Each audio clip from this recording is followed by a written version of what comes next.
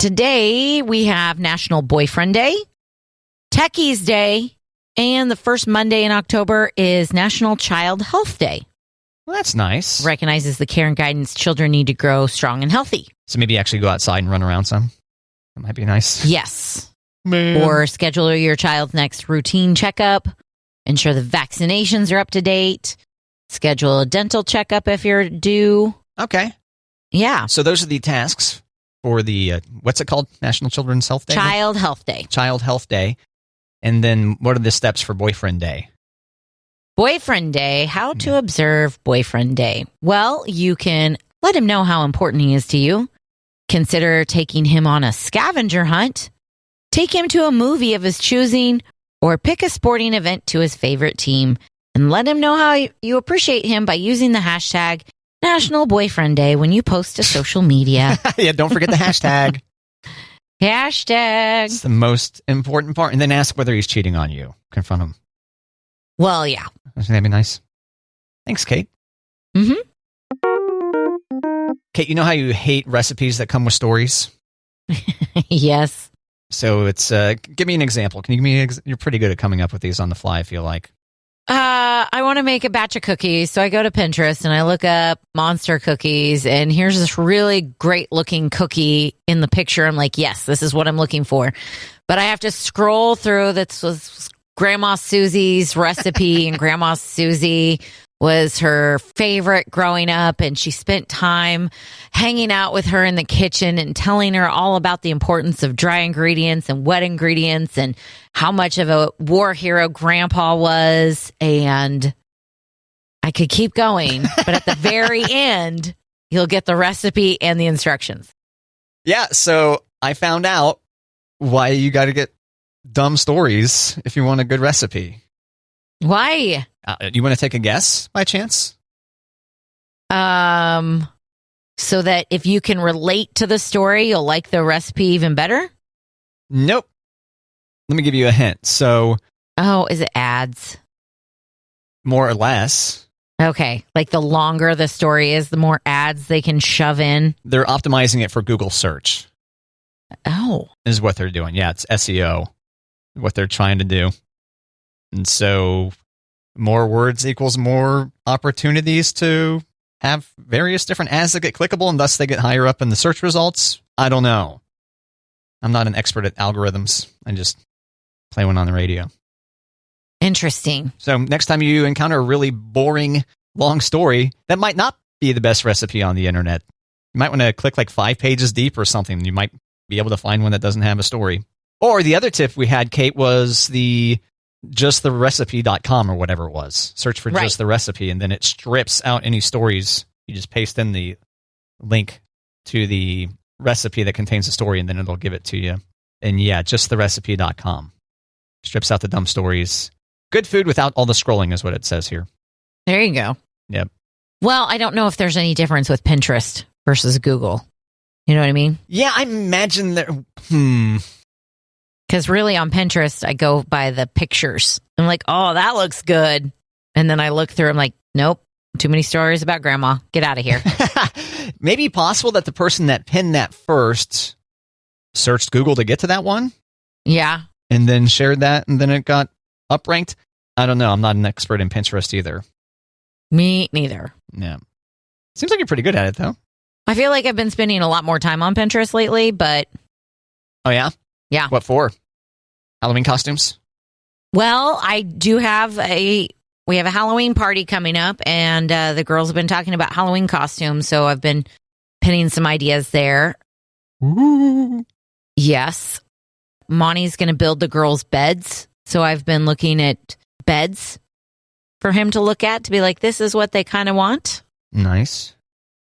Yeah, I feel like I've been there for food a lot, too.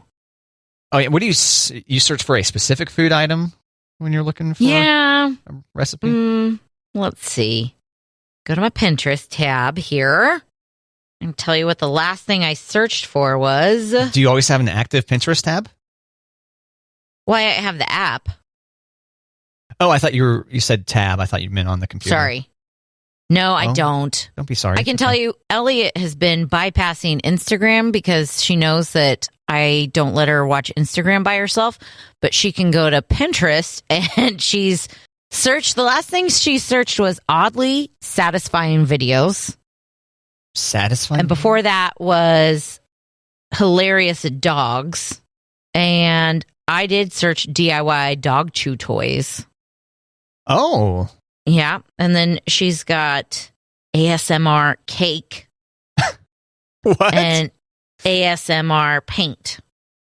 Your kid, Elliot, searched for that? Yeah. Is that what you're saying? That's Elliot. Yeah. Wow, that's all really good stuff. Is it though? Yeah, I really wonder what ASMR cake is about. Is that like someone's Let's got a look. microphone on their mouth as they're eating cake? I think it's when they're making it. Just the various sounds that happen when you're making cake? Yeah. Okay. Oh, dear. I can see like shaving a carrot. That could be ASMR for some people. Yeah. Something like that, maybe? I don't Yeah. know. I wouldn't think a blender or a mixer would be very ASMR appropriate, but okay. Can't wait to find out. Right? You have to ask her about that. You'll just have to do that later. Oh, okay. I was hoping Elliot could fill you in on what exactly was going on there. I could ask her. And then make a big deal out of it, like you're disappointed. Like I'm disappointed? Yeah, never make a search like that again. I Oh. don't know, just to mess with her. Is that not a nice thing to do to a 10-year-old? No, it could be though that, hey, you're ruining my homepage with all this weird stuff you're searching. Cut Yeah. it out. Yeah. Don't search for the weird stuff on my phone. Use your dad's phone for that. Fantastic. Matt, you know how much we love the Florida man. Oh, yeah, Florida man. Yeah, Florida man does something ridiculous. Yeah. Listen to what this Florida man did. He was arrested for cutting down traffic lights. Cutting down traffic lights. Cutting down traffic lights. An off-duty officer spotted 3 Florida men at an intersection at 1 a.m. attempting to cut down a light with a saw. Okay, so they were charged with grand theft because they had over 10 stoplights in their van. Interesting. Damage to each one was $5,000 each. Wow, did they explain what the motive was here? I don't know that. I mean, because a stoplight would look kind of cool in your house. I could see them potentially selling those. In your man cave, in your garage. Exactly. Yeah. Well, a lot of people will steal street signs, right? That like Right. it's their last name or their first name, like Christopher Street, something like that. Right. So maybe that was it, just decoration. But regardless, it's funny you mentioned this because I was just reading an article about like where did this whole Florida man thing come from? Okay. And it's basically because Florida's been messed up basically since its inception. This is not just new due to the internet. It goes Don't drink the water in Florida. It goes way back, yeah. I've got tips about how to fight anxiety, nighttime anxiety, Kate. Okay. Stumbled upon Hit me. these and I was like, hey, I get that sometimes. What should I do? So I ran into this article of 5 tips. So ritualize your nighttime routine. Do everything at the same time so that you condition your brain that, okay, I do this at this point. This is the time I brush my teeth. This is the time I take a shower if you shower at night. Stuff like that, for example. Okay. So make a ritual out of that. Don't change it up each night. Watch what you drink. Yeah. Our 2 favorite beverages, alcohol and caffeine. Keep them away from your dreams. Don't do that. Nuts. Try a meditation app, which I have not done. I've done some meditation, just like some audio guided stuff years ago. Yeah. Sleep with a weighted blanket. Oh, I know a lot It's of the people find those best. comfortable. You got one? I do, but I don't do it during the week. Oh, I thought you were going to say you don't do it during the summer because I was curious if they were hot. I don't think they're too warm as much as they're so comfortable. Oh, so you won't be able to get out of bed is what you're saying? Yes. Oh. Yes. Oh, that sucks. And then finally, don't ignore your anxiety. I was like, okay, I'll just deal. Maybe you should actually try to address it, talk to someone. You know. Yeah. The first step is admitting that you need help. Right. Okay, I have a question about the ritual. Okay. Do you think it matters if it's at the same time every night, or do you think it matters more that you're doing the same sequence of events? Okay, it says, whatever it is, it's important to stick to your nightly routine when you find it. Do it at the same time Okay. and in the same order each night. Okay. Completing tasks in your nightly routine will signal to your brain that it's time to start winding down for sleep. Okay. That's where I struggle, because no night's the same. But as long as I do like the ritual. Well, we also want to stay up late and party on Friday and Saturday nights, right? Oh, yeah. I mean, pretty much Monday through Saturday, we're like, woohoo! No. But like some nights, if I could be in bed every night at 8:30, I would definitely do it. But sometimes I'm still chauffeuring kids at 8:30. So yeah. Do I wait until, okay, every night I know I can be in bed by 10:30. So I need to wait to start my ritual at 10:30. Yeah. I know when it comes to, so we're talking about anxiety in particular here, laying awake with anxiety, that in general, they kind of want you to go to bed and get up at the same time. Yeah. Even if you're not a nervous wreck like me. I do suggest that the app, the meditation app or something. Now, while I don't do as much meditation apps as I do like the soundscapes, I feel like that's my body has a huge response to that I can't just have that sound on for grins and giggles. Like, it's like a thunderstorm or an oceanscape, something like that. Mm-hmm. Gotcha. Or waves is usually my go-to. Yeah, that's a good choice. I used to, when I was a kid, I would struggle with sleep, and I had a compact disc of various different sounds. And it was solid. It was good stuff. And then now I probably stupidly put on old TV shows. But you don't have the screen on, right? You're just listening to them? Oh, no, the screen is on. Yeah, I need to okay. actually fix the setup so that I can turn the stereo being involved messes everything up. Okay. More or less. Need to find something different there, different solution. But nice. Whatever.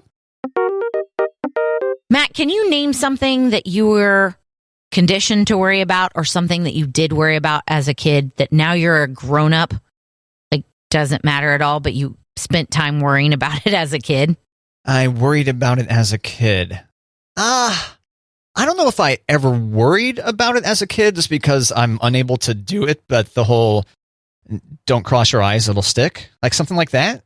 Is that what you're asking about? Yes. And now that you're a grown up, do you ever cross your eyes and you're like, see, Mom, it's not sticking? Yeah, I can't. I don't think I can do it. I've got to put the finger in front of my face, and even then, yeah, it's a struggle. Funny. Yeah, I can't. You can cross your eyes pretty good, right? I can even like bring one in and bring the other out. Oh, ugh. Yeah. It's bad news bears. And Elliot can do it too. And I'm like, spooky. You can use that on Halloween. Yeah. But it's not pretty. It's definitely not pretty. When the kids come to your door for Halloween, and they say trick or treat, you could trick them by doing eye tricks. Here, kids. Yeah. Watch my eyeballs. Moving in opposite directions. Exciting. Well, some other things that we were told as kids that as grown-ups, I don't know that we've ever had to worry about, like quicksand.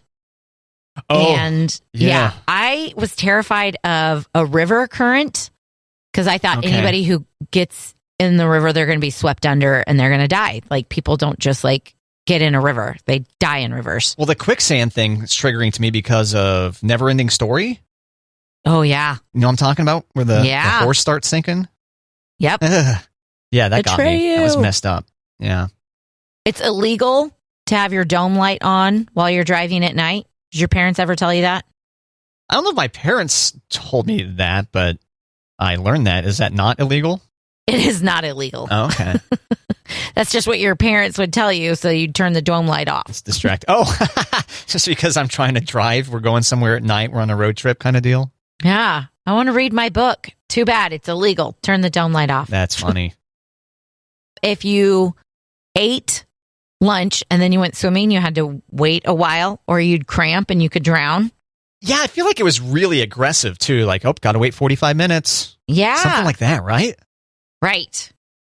Here's a worry that was popular, but I don't believe I've ever been. Have you ever told that you can't take a shower during a thunderstorm?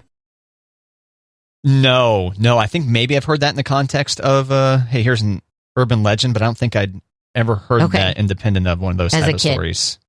Yeah. Okay, it's rare that you could be struck by lightning while taking a shower Right. during a thunderstorm. It's rare, but it's legit. So if you ate sweets before you went to bed, they would give you nightmares. Did you ever hear that one?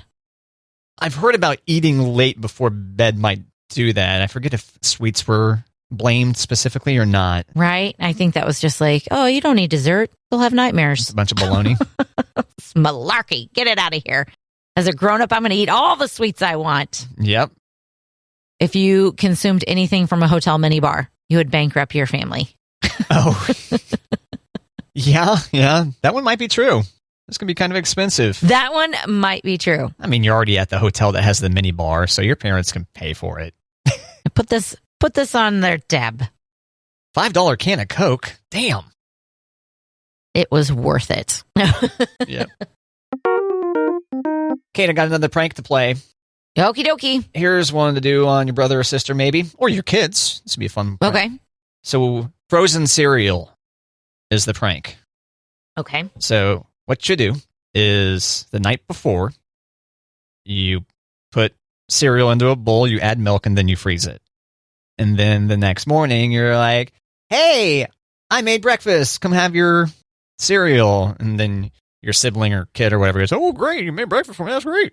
And then, doink, denied because the cereal has been frozen. Can't get in there. Yeah. I guess I'm picturing like Cheerios. And some of those Cheerios on top will be loose, but can't dig in. I don't think they'd be loose, really. You think? On top? If it's not touching the milk? Well, you have the cereal, and then you add the milk, and then you put the whole thing in the freezer, so that the cereal and the milk freeze together. I don't think the Cheerios are going to start hovering. I think they'll stay attached to the milk. No, I was just thinking I don't put as much milk as I do cereal, and so there'd be Cheerios on top. But I you don't think the person would notice, like when they all make one big ice block? I guess you have to try it on the kids and find out. Yeah, maybe you add a little on top to make it look like it's fresh. Yeah, that could work. There you go. Okay. Then they go to dig in. Then it's frozen. Ha ha ha! Sucker. Seems like you should have written this prank book. We just wasted milk and Cheerios, but it was good. Worth it. For the laugh. Worth it. Yeah, and I don't think thawed out Cheerios and milk would be that good. I don't No. think so. You'd really have a case of the soggies. Matt, Taco Bell is bringing back another old menu item, Oh, geez. Hard to keep up. but they're letting fans vote on which one. Okay, they've already brought back so many items, I feel like I didn't know that there'd be so many more that a vote would be required. Right? All right. Okay, so here's your two choices. The double-decker taco or the enchilito. Okay, I got to look up enchilito. Enchilito. The enchilito was on the menu in 1970, and it got pulled in 2013. It's an enchilada burrito mashup, Okay. and this is described as Yeah. basically a wet burrito filled with beans, God. beef, and onions, then covered in sauce. A wet burrito? Yes. Is that how Taco Bell is saying this, or the No. article you have? Okay. The article in front of me is calling it that. I was going to say, what? I think that author wants to discourage people from voting for the enchilito. Maybe they are team double decker A because wet burrito. That sounds so gross. double decker taco debuted in 1995, got pulled in 2019. It's a regular hard taco with a tortilla pasted around it using refried beans like an edible adhesive. Yeah. And Gosh. if you're a Taco Bell Rewards member, you can vote once a day through their app Wow. There you go. before Thursday. Great. Oh, what are they doing? It's got to be the double-decker taco that wins, right? Well, I would think, but both of them have beans. Why does everything have to have beans? Well, what about this Taco Bell enchilito? You said it last appeared in the 70s? 2013. It was Okay. introduced in 70. Gotcha. And then it went away. Yeah. 2013. And it has onions. So I'm team double decker for sure. But can you just like skip the beans as the adhesive and just wrap the tortilla around the hard taco? Thanks. One would think, but Yep. You don't like refried beans? I don't. Yeah, why? Because look at them. Well, and smell and texture. Yeah, they're not my favorite either. And they're just so, I mean, like you take beans, which are good for you, and then you do that to them, which makes them incredibly unhealthy. But a lot of people really like them. They do. That used to be Elliot's go-to meal at the Mexican restaurant. She'd get a side of refried beans, and we'd have the cheese dip that we'd split as a family, but she'd dip her chip in the cheese dip, and then she'd dip it in the beans, and that was her dinner. Sounds pretty good to me. There's fiber, there's some protein, some dairy. Yeah. Get after it, girl. I don't want to eat it at every meal, but yeah. Right. That's fantastic. Figured it out early. How did she stumble upon that? How old would she have been? She's just 10 now, right? She's just 10, yeah. For, probably 4 or 5 years she's been ordering it like that. But I think it was just like on her kid's plate. She tried it and she was like, oh, I'm not going to get a burrito next time. I'm just going to eat the beans with the cheese. I see. Yeah. Yep. Okay, have you ever thought about scheduling a worry date? A worry date? Yeah. I feel like every date is a worry date. Yeah, that's why they want you to set one. Okay. So instead of worrying, simply set a time on your daily calendar to worry, obsess, and ruminate. During this date, take 10 to 15 minutes to jot down your woes. Okay. So, you think that would work? I think I'd be more successful if I set a worry time versus day. A worry time for every day of the week? Like every day at 2:00, I take 15 minutes and write down my worries. Wow, you think you can manage 15 minutes of worries every day, writing them down? I wonder on some days if 15 minutes is long enough. Maybe set a worry week. There you go. Right. I think that's called a vacation. Every day. Oh, yeah, every day. Yeah. Interesting idea. Actually, I highly recommend once you got something in your brain, if you've got, if you're, it says here, obsess, if you set a date to worry, obsess, and ruminate, that, those thoughts where you can't get past them, write those down. Get them out of your brain. Do that at any point in time. But in this case, they're recommending, hey, set a date to worry, and then I guess you can just sit there and write down the things that come to you instead of waiting for, your brain to get into a mess and then worry. I know it would take a lot of training, but as a worrier, I'm just thinking, it's Monday. I can't worry until Tuesday. So I just need to put this off until tomorrow at 2:00. Yeah. I don't. That'd work. It would take a lot of conditioning for that. Well, you have to try it for the show. I don't. I don't know that I've got the time to take off to condition my brain for that, Matt. Vicious cycle. Vicious cycle, for sure. Matt, are you watching The Voice? No. No. Ariana Grande's on there now, right? Or no? Camila Cabello. Camila Cabello. Sorry for confusing them. Camila Cabello, John Legend, Gwen Stefani, and Blake Shelton. But things got awkward because a contestant sang a Shawn Mendes song. Oh. And Camila Cabello thought he sounded so much like Shawn. She was like, wait, is this a prank? Is that Shawn? What's happening here? But she did not turn around because she thought it was Shawn Mendes. Oh, sheesh. I know. It seems like a mean prank by the producers of that show. It was not Shawn Mendes, but... Well, I know, but having someone sing... Cause I've got to think the producer, just like on American Idol, there's pre-screening producers that listen to the artist first. Okay, yeah, you suck real bad. You sound real good, so you're both going on. Kind of stuff. And so I figured the producers of that show would know, this guy's going to sing a Shawn Mendes song. Kind of sounds like him. Because don't they have to queue up the karaoke or whatever for them to sing along to? Or is there a band? I forget.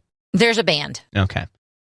But everybody but Camila Cabello turned around. Brutal. Because they liked his voice. And she said, I like your voice. I just think you sound too much like Shawn Mendes and you need to sound like you. Oh, so she was accusing him of faking up a Shawn Mendes voice? Yeah, she says, I think you've got a great voice, but it sounds like you're trying to sing like Shawn Mendes where you should sing like yourself. That's why she said she didn't turn around. Okay. Yeah. He ended up picking Gwen, though. Okay. That's good to know. Yeah. You think that's going to cause some friction between Gwen and Camila? I don't think so. Yeah, probably not. And are Gwen and Blake, they're married now? Yes. Okay, that's what I thought. So there you go. There's your voice update. There's your The Voice update. Thanks, Kate. Yeah.